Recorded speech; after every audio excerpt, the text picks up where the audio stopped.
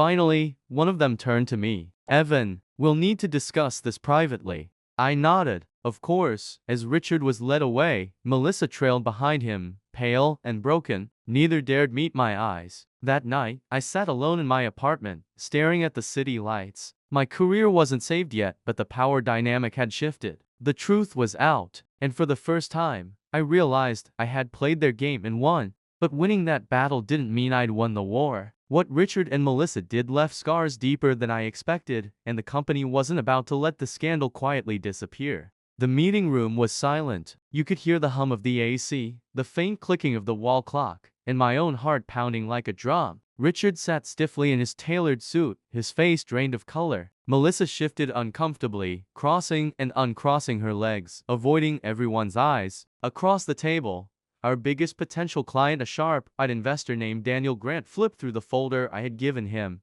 Inside were emails, contracts, screenshots, proof, everything Richard and Melissa had tried to bury. Interesting, Daniel finally said, placing the papers neatly back in the folder. So let me get this straight. He pointed at me, came up with the startup idea. And you two, he shifted his gaze to Richard and Melissa, tried to cut him out of his own company. Silence. Richard forced a smile, that fake corporate charm he always used. Daniel, listen, this is just a misunderstanding. Some things were taken out of context. Daniel raised an eyebrow. Out of context? Because these look like deliberate attempts to fraud a partner. He pushed the folder forward, his tone razor sharp. And I don't invest in thieves. Melissa's face went pale. She tried to jump in. Wait, it's not like that, I swear.